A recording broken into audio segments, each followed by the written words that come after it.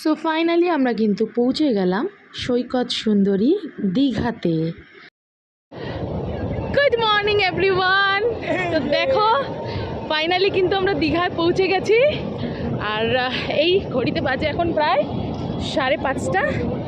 এই যে ইভা আর আমার সামনে রয়েছে কিন্তু অথই জল, দীঘার সমুদ্র। আমরা এখন রয়েছি মোহনাতে।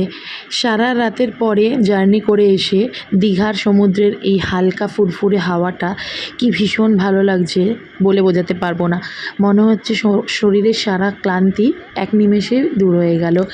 আর এত বড় ফাঁকা জায়গা পেয়ে মাম্মাকে আমি কিন্তু এখানে নামিয়ে দিয়েছিলাম, আর ও কিন্তু টুকটুক টুকটুক করে খুব সুন্দর হাঁটছিল।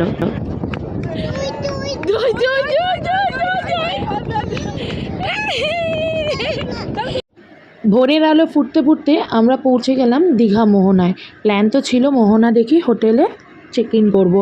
তো যাই হোক, আমরা হোটেলে পৌঁছানোর আগে দীঘা মোহনায় এসে গেছি আর সমুদ্রের জলে পাও ভিজিয়ে নিয়েছি। ওই যে পিছনে দেখছো, পিছনে কিন্তু প্রত্যেকে রয়েছে, আমাদের বাসে আমরা যতজন ছিলাম সবাই কিন্তু এখানে প্রেজেন্ট রয়েছে। আর এই জলের মধ্যে হাঁটতে ভীষণ ভালো লাগছিলো। একদম একটুখানি জল, ধীরে ধীরে ঢেউ বাড়ছিল। তো মোহনাতে বেশ কিছুক্ষণ সময় কাটিয়ে তারপরে কিন্তু আমরা হোটেলে চেক ইন করে নিয়েছিলাম। আর তার সাথে সাথে গরম গরম ব্রেকফাস্ট করে আমরা চলে গিয়েছিলাম কিন্তু সমুদ্রে স্নান করতে। তো এখানে দেখো সমুদ্রে আমাদের কাছে যেহেতু ইভা ছিল তাই আমরা ওই দিন স্নান করিনি। মা বাবা ভাই বোন সবাই খুব আনন্দ করছে। আর এরপরে লাঞ্চ করে আর সাথে ইভা মাম্মাকে লাঞ্চ করিয়েও একটু পড়েছিলাম শুয়ে। আর তারপরে বিকেলে রেডি টেডি হয়ে বেরিয়ে গেছি ওল্ড দীঘা সি বিচে। এখানে মাম্মা দেখো পাপার হাত ধরে টুকটুক টুকটুক করে হাঁটছে।